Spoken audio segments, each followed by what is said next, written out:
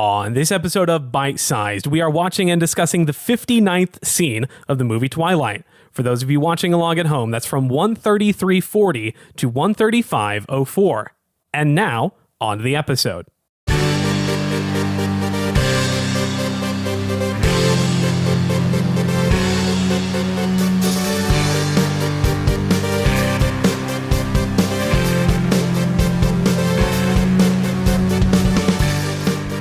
Hello, everyone, and welcome back to yet another episode of Bite Sized. If this is your first time listening to the show, here's what's going on. My name's Ben. I am your host. I am watching the movie Twilight one scene at a time with a different guest every week. That means I find someone to be on the show. I send them roughly 90 seconds of the movie Twilight, and then we talk about it with little to no context other than that. Speaking of guests, joining me today, I've got a comedian and actor. She is part of the Cold Shower comedy group that you're going to be hearing a lot from in these next few episodes. Abbi Bryson, welcome to Bite Sized. Thank you. Thank you for having me, Ben. Thank you so much for being here. I'm going to start this episode off the way I start every episode. Okay. That is by asking you, what is your history with the Twilight franchise? Oh, that is such a good question. Thank you. So I think my history with Twilight started with most young girls, where I only saw half of Breaking Dawn on the living room floor of my grandmother's house with my cousins on a portable DVD player.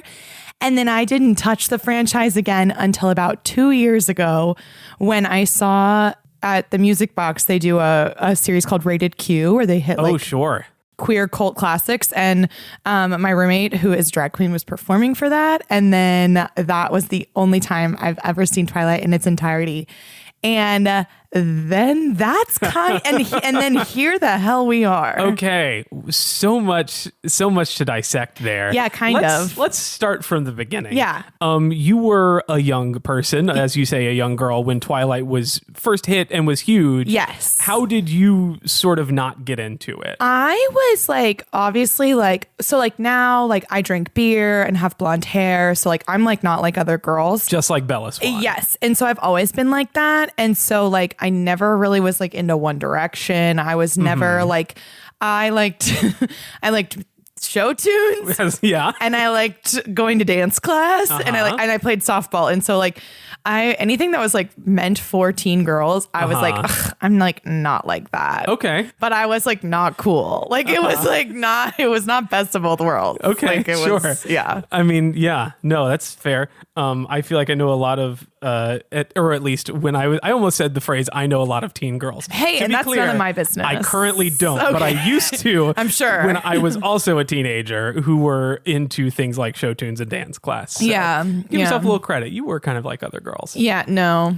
Well. Okay. Hey, that's fair. Hey. That's not for me to judge. No, actually, you're right. So fast forward to grandma's living room. Yeah, my cousins were just watching it. You remember the little tiny portable DVD players. Yeah, that are smaller than my laptop. Yeah, the screen was 4 inches. And they were watching the second one, I think. Yeah, Breaking Dawn the second Twilight movie?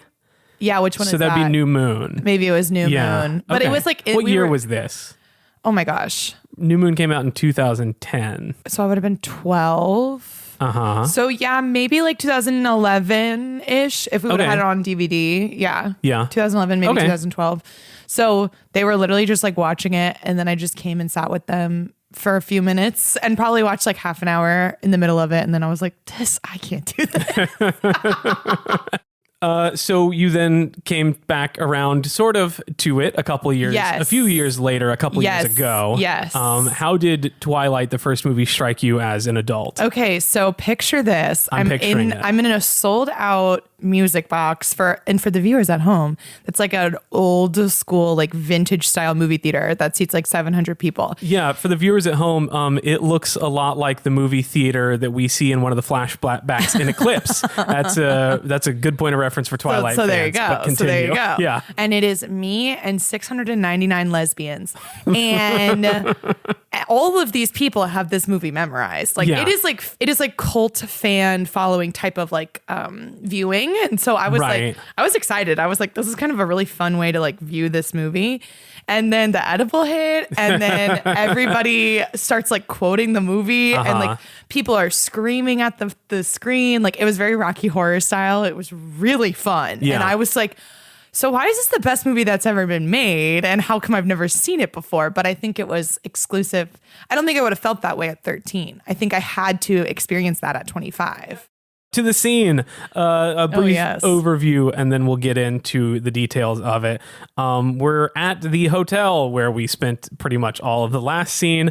Alice and Jasper are checking out. Bella gets a phone call from a vampire and then has to leave. And that's pretty much it. So we start off. Alice and Jasper, the two vampires, are at the front desk of this hotel. Certainly. It is unclear why they are there. Okay, so they are on the run from James, no? Yes. Okay. Yeah, they are. If you maybe have not seen the movie, or if you are just picking up this from the first episode, I'll give you a couple previous episodes worth of context, because it's going to be important to a lot of the questions that I have for this scene that are not going to get answered because this came out 17 years ago and is a movie. Right. So yeah, Bella was getting chased by a vampire named James, the one who calls her later in this scene. Yes. So obviously, what does she do? Bella and Jasper drive her to Phoenix, while the other vampires stay up in Forks, Washington, to try to find the guy chasing them. Chasing them. They eventually give up on that and decide to go meet her in Phoenix. I see. And so we start that's sort of how our last scene ended. Is Edward telling Bella, "I'm coming to get you. We'll go somewhere else." Okay. And so this scene starts with Bella and Alice and Jasper preparing to leave this hotel. Right. Bella is packing. Alice and Jasper, I assume, are at the front desk to They're check just like out. checking out. Yeah, that makes sense.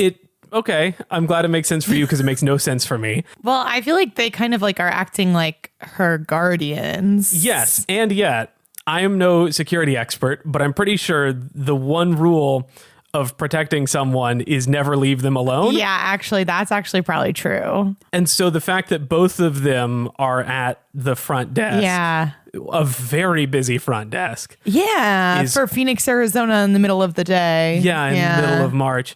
A questionable decision. Yeah. One of them should stay with Bella to make sure that she doesn't get eaten by the vampire that's trying to eat her. I don't know. That's just me. Yeah. Second of all, even if there is no vampire pursuing someone, it doesn't take two people to check out of a hotel. No. This makes me think of that scene in Thelma and Louise when Gina Davis's character like has sex with the guy, and then like she's like telling the other girl about it the whole like at breakfast, and they're like talking about it, and then she's like, well, where is he? And she's like, well, he's in the room, and he like robbed them of like thousands of dollars. And she was like, why would you leave him alone? Like, he's a criminal.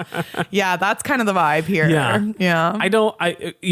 I have not checked out of too many hotels in my life, but I feel like usually when we do, we just sort of leave. Bella gets a phone call from home. Hey, Mom, I'm glad you got my message. What are you doing home? Bella, where are you? Calm down, everything's fine. Bella! I'll explain everything later. Mom, are you there? Forks High School doesn't protect its students' privacy very well. Okay, so this is the part where I'm like, what's going on? Okay. So the phone call is a recording of a home video, correct?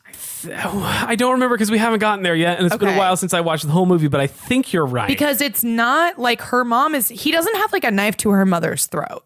From what I recall, that's yes, because when we see him in this scene talking on the phone, we just see a close up of some of his face. We don't see anything. And I don't even know where he is. So it's like, unless like one of his special powers is that he can like throw his voice. I've had that thought, but I don't think that's true. He's just really good at tracking. That's his only special power. So I'm like 95% sure that he is like getting this audio from a home video of from Bella's home, which is crazy that there is a home video of her mother being like, Bella, where are you? Yes. Like, what do you mean? Like, why is that on home video? Put down the camera if it's that urgent.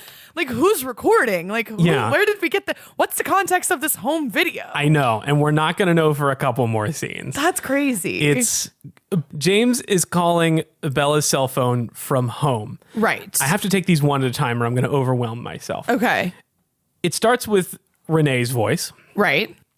Bella reacts as if this is the first time she's talking to her mom since all of this shit started going down. True. But again, to recap sort of the last few episodes, a few scenes ago. She's already decided they're going to Phoenix. Yeah, well, yes, she's already driven from Washington, outside Seattle to Phoenix, which takes more than 24 hours. Right. And then Edward and a bunch of other vampires have done the same thing. Yeah. So since that happened, it has charitably been like minimum 36 hours. Yeah. And when Bella started leaving Forks, we see her calling her mom and leaving a voicemail. Okay. Which means it's been about 2 days and mom has not returned that call. Okay, wait, but is she like, has she been captured?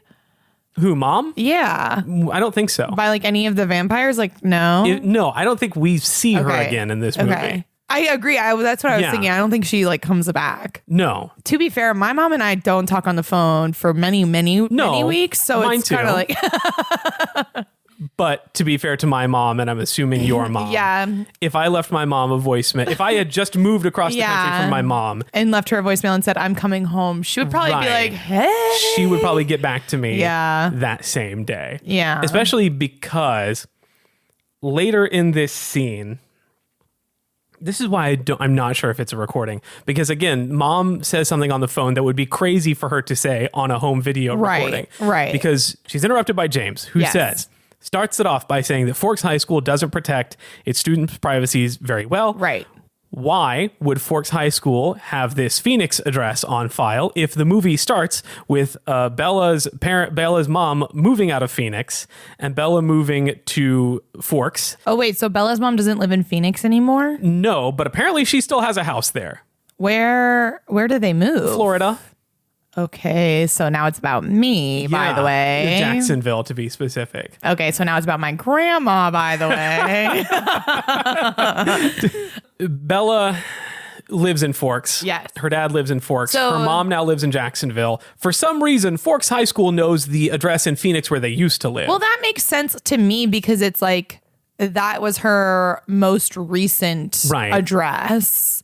Like that feels like pertinent information for a school to have. I think it would also be important that they would have, I'm sure they have the Jacksonville address on file too. Probably. But Bella's not headed to Jacksonville. She's headed to Phoenix. I think James knows that. It's that piece of information and the fact that James goes back to Bella's old house in Phoenix and there is still a bunch of decorations on, like, there's still pictures of Bella on the fridge. I think he's in the dance studio. I thought he was at because he's calling from the home phone. Oh, okay, maybe. But the way that what was happening, the images behind him to me looked like dance studio, like a bulletin board in the dance studio. And you would know. Well, you took dance classes. Kind of took dance classes back in Florida, but. So that's what I was assuming. Okay. Is he's already in the dance studio. But you're right. If he's calling from the home phone. Because that's home. Yeah. But those two facts, the facts that's the address on file at Forks High School. And there is still a house in Phoenix left decorated, even though they moved. Right. I think this scene makes Renee, Bella's mom, look really, really bad. Sure. Because not only did she get a voicemail from her daughter saying, I'm running away from home, and did not call back for about 48 hours. Right. That means that I always just sort of assumed that at the very start of the movie, when Renee moves to Jacksonville with her boyfriend, and Bella chooses to move to Forks, that means staying in Phoenix was never an option for her. Right. But apparently, because it's the middle of the school semester, right, and she has to go somewhere to stay in school. But apparently, they still have a place in Phoenix.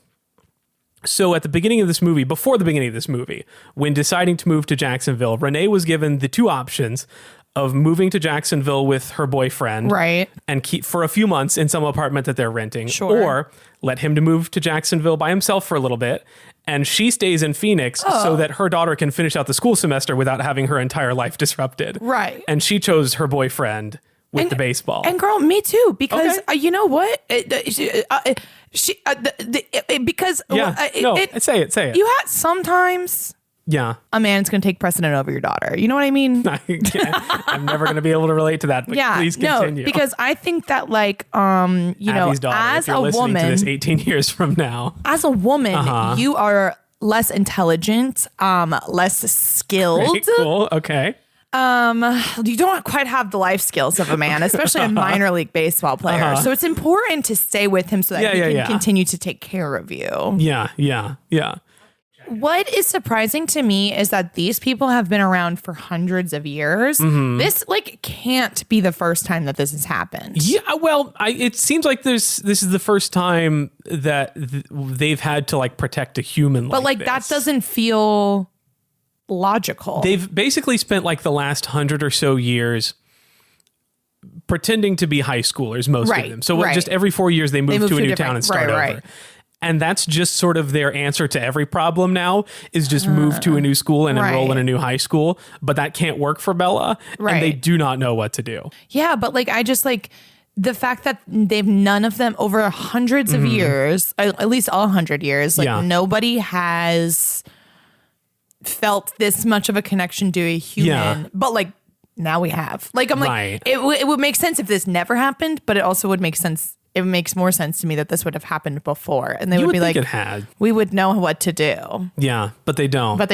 They're just so used to being unkillable monsters. Yeah, that I guess they've forgotten what it's like when the shoe's on the other foot, and when they're the ones being hunted now. When they move around, do they move around within Washington or all over the world? I think they stay within the Pacific Northwest because there's no sun. Part of that, yes, but also like that's like their territory or something. Yeah, famously. Okay, so let's bring it up. Elephant in the room. I am working on a Twilight show production with Cold Shower Comedy. I've never heard of this before. And we're doing it on Easter Sunday, and we have turned Twilight into the Passion Play. And so I have been doing my own Twilight research as a Twilight novice. And so I'm sure, let's call it 41 scenes ago, there was the Cold Ones montage where Bella is like researching. Yes. And it's like, she's like on a website. That happened twice. It's so good. It's actually like one of my favorite scenes. It's like the best part of the movie. Yeah. And it's like Egypt, like it's like Italy, it's like Romania, and then it goes Pacific Northwest. Like get real. Like that Pacific Northwest is just like a category next to Egypt. Like that is psychotic. So yes, and to bring it back, I do know that that's where they live. Yeah. So that's sort of their territory. They're like, their turf. Yeah. But regardless, this phone call, as it starts to wrap up, James says to meet at Bella's old ballet studio. Yes. It was just too easy for Victoria to find your previous address. It's a nice house you have here. I was prepared to wait for you. But then Mom came home after she received a very worried call from your dad. And it all worked out quite well. Wait. Don't touch her. Don't just... You can still save her. But you're gonna have to get away from your friends. You handle that. Where should I meet you? How about your old ballet studio? No reason. That is crazy. Yeah, again, this is one of those things that doesn't make sense if you think about it for too long, but the movie doesn't let you do that. It just moves on quick. The thing is I don't even think you have to think about it for too long. It is like a completely like arbitrary, like Chekhov's gun. Like, so where'd that come from? Like, why is Bella ever mentioned to have grown up dancing? No, and other than like in the last scene, we see in this scene that drawing of the studio, right? With us, and like we see Alice having a vision. That's her superpower, and drawing out, and it's a cool place to have your climax of the movie. If like Bella was a dancer, and if she was like, when I moved to Forks, like I have to find a new studio, like. And especially, hey, Abby, I just realized something. That I should have realized a long time ago. What?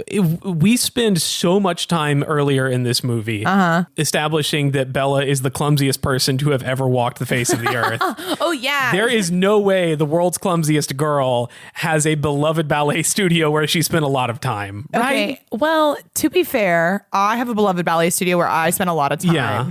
And I'm not like clumsy in a Bella way, but like Yeah, no, that's really she certainly doesn't have the grace of a ballerina. I have never taken ballet, but I did take ballroom for 4 years in high school. Okay. And I definitely, after those 4 years, was better on my feet. You certainly know how to have a little more, you're more in touch with your body. Right. You know how to move in weirder ways, especially if you're like in a crowd and someone steps into your way.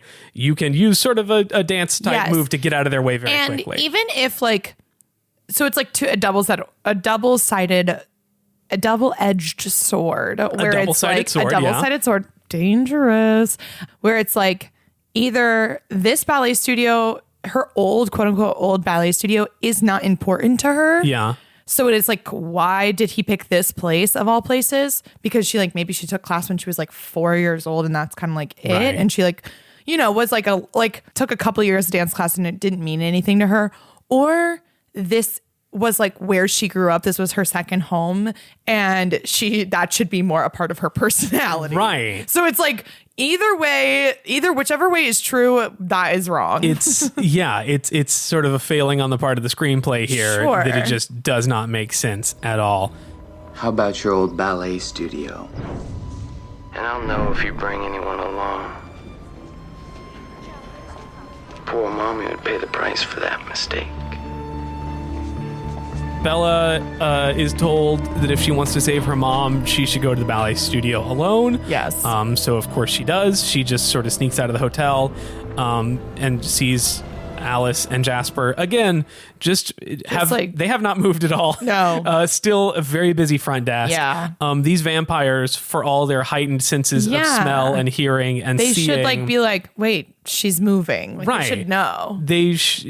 And one of them should have stayed with her, but they don't. Right. They have more important. They have a bill to settle. Certainly. I don't know why. Maybe it's because they don't have any money. Do they have money? No, Carlisle Cullen is one of the richest fictional characters ever. Oh. He's canonically a billionaire. Why? Well, he's super old.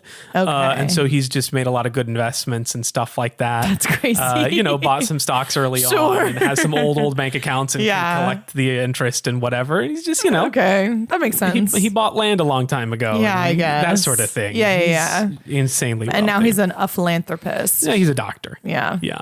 On her way out, she passes some cowboys. Oh, I missed that. Oh, boy. It's extra funny because the last scene started with a few cowboys walking into the hotel, specifically guys in cowboy hats and Western shirts and carrying guitar cases. These are different cowboys, though. So clearly all this sort of hullabaloo at the front desk is some sort of country music convention. Yeah, maybe. I assume. And I don't you know what? Then I'm going to give it to them. They would be busy. Yeah. I mean, they would have lots of different types of people checking out of the rooms and they wouldn't have a chance to talk to these vampires. No, exactly. There's too many here. I've almost got it pulled up there. That's an image. That's Bella leaving. Those are the two country music cowboys. They're headed in. They're headed in because their convention is just starting. Just beginning. Yeah. The guys who got there last night, they were early. Yeah. Anyway, this has been another instance of a recurring segment on the show called Extra Extra. Editor Ben dropped that theme song in here. Extra Extra is devoted to my favorite thing to do when I'm watching any movie or TV show is look at the background actors who have no lines or no names, but are a million times more interesting than the main character we're supposed to be paying attention to. The most extra, if you will. And today's Extra Extras are these two cowboys with their pearl snaps and cowboy hats. Absolutely. And I just want to know what they're getting up to. I think that mostly they are going to they're here for the country music festival, but most importantly, they are away from their wives for the weekend. So that means a lot of gay sex. Okay. Yeah. There may also be no convention at all. As we know, this is Arizona, and in the Southwest, there's just cowboys everywhere. That's true. But I like to think that if there were two sets of cowboys with musical instruments, there is some sort of convention. Something's happening here. Maybe not. Maybe it could be maybe they're a part of the same band playing a wedding this weekend at the hotel. This band that is 5 dudes with guitars. Well, you ever been to a wedding in Phoenix? We have seen 0 drummers. Well, I have been to a wedding in Tucson, but not a wedding in Phoenix. Well, there you go. There's 5. I guess I can't talk. 5 guitarists. All right. And they all have gay sex. Okay. The scene ends with Bella getting into a taxi and driving off. And that's it. And the scene ends with me being more confused than when I started. Yeah. That's it. Because we really are like right here at the end of the movie. Like, Yeah. she's there. They go to the dance studio and then that's it, right? Pretty much. And then, she goes back to Forks and there's prom, and that we've only got, this is episode 59. I think episode 68 will be the last episode of this movie. I know. Wow. We're approaching a new movie. A new movie. I mean, Thank God. And not a moment too soon. And then just really trying to clip through it. I think you're right in the sense of like this scene is very much like we just got to get to the end. Yeah. Like we just need to we need the plot to make sense, so we have to throw this like little scene in there. We just got to get her in the ballet studio with James so that they can have their scary little showdown. Right. And the others come and there's a big fight scene and there's a bunch of mirrors and it looks cool. Yeah. And it just sort of doesn't matter how. So maybe that's why they decided the dance studio, because like it looks cool with the mirrors. No, that's 100% why.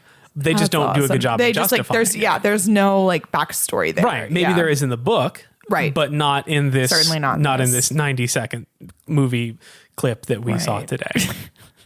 Exactly. That's a great way of summarizing everything that happened, which is going to bring us to sort of the last part of this portion of the episode, where I ask you, if you had to give the scene a name, what would it be?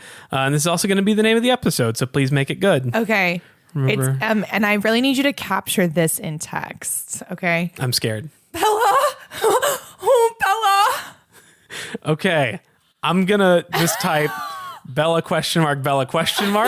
And I'm just going to spend, this episode is going to come out in about 2.5 weeks. Okay. And then by the time this episode goes out, I will find a good way to communicate all of that in text. Maybe it's like through font or emojis or... I'll be honest, I don't know that my podcasting hosting software has that functionality. I don't know if I can italicize words in my title, but listener, you're going to find out. But the listener will be like, Bella, Yeah. what does that mean? And then they're going to get to this part in the podcast and they're going to be like, oh my gosh, that girl is like so inventive and creative so and good at voice acting, passionate. Yeah. I can really convey a lot of emotion in 2 words. Yeah. And maybe I should follow her on social media or go see her do a live show. And that's the smoothest I've ever transitioned into this portion. And actually, you're welcome for that, by the way. If people wanted to do those kind of things, where can they do those kinds of things? So I am on Instagram, Abbi, Abbi Bryson.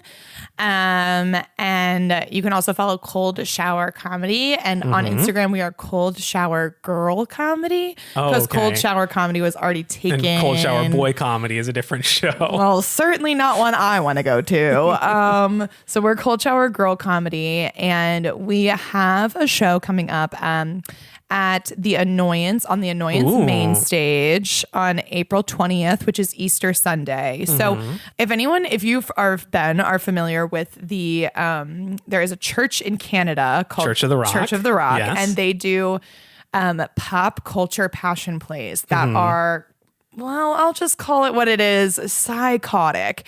And they like take any type of like movie or like piece of like culture and map it onto the passion play. So like they did Pirates of the Caribbean, and they did like Back to the Future, and they always like make a Jesus style character and crucify them, and then they are resurrected. And there's always like completely arbitrary pop songs, and like so they change them sometimes to make them Christian. Like it is crazy. Yeah, crazy. Totally. I've never done anything like that. Not when I was in high school. Totally not. No. None of my business, Ben. Yeah. So we have decided to kind of like parody that style by creating our own church. So we are the Faith Assembly of God, the FAG Church.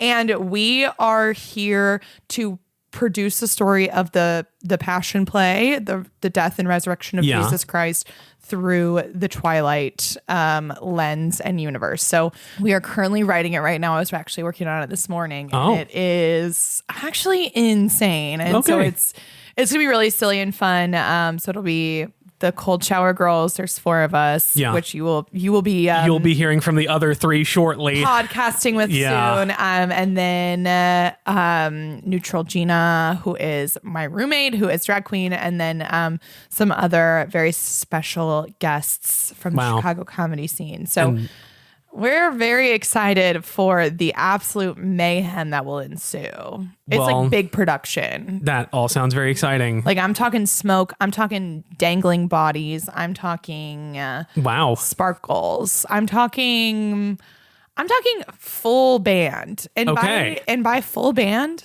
I mean live tracks. You know what I mean? You mean 5 guys with guitars. I mean 5 guys with a guitar sitting there not playing a note. Nice. All that information you can find at the social medias, Abby said. And if you do go to the show on April 20th, when you go to buy your ticket, when you are at the box office, if you mention bite-sized, nothing will happen. That's true. But you should do it anyway. You should try. I could make should I make a $1 off code? We can talk about that. If you listened all the way to the end of this podcast. People never do. The studies show that most of my listeners have stopped listening by now. Well, if you are still listening, I will do this. I promise I will do this. Oh, God. I will make a coupon code, like a discount code for $1 off. What a savings. I'm going to make the code bite-sized Bella ? Okay. Bella ? That is elaborate. I'm going to do that. Thank you for technically being our first partner or sponsor or whatever. Yeah. This is now an official business partnership. Well, it is kind of, I mean, you are allowing me to platform my silly little show. Hey, you're giving me 4 guests in a row, and I can't tell you how much that does me a big favor. Especially right here at the end. Like, you're ready to get through it. No, absolutely. All that information and more there. If you want to follow this show on social media, you can follow at bitesizedpod_ on Instagram, TikTok, and YouTube, where you will see me post clips of this show that you can share with friends to help recruit new listeners. You can also follow the show on Tumblr at bitesizedpod, no underscore there. If you want to send an email to the show or a show, why not this show, and maybe answer the questions that Abby and I have because you've read the books, you can send an email to myfavoritetwilightpodcast@gmail.com. Apologies to all other Twilight podcasts. All that information more available at twilightpodcast.com. Speaking of live shows and new movies, things that we've sort of touched on earlier in this episode, I am working on putting together the very first live show for this podcast. I'm hoping for it to be recording the first episode of New Moon, sort of a new movie kickoff party. I don't have a location or a date just yet. Just an idea. But things are in the works. And that will probably be happening at some Chicago comedy theater where I have connections. Sometime probably in late May. So definitely be on the lookout for that. But that is it. Oh, thank you to my editor, Ben Oxher, for putting the show together. Thank you to the band Swimwear Department for letting me use their song Mauled to Death as our theme. Give them a listen wherever you listen to music. And that is it. That is all we have for today's episode. As we always say at the end of every episode. Thank you, Ben, so much. Bella! Thank you, Ben, so much, Bella. See you next time.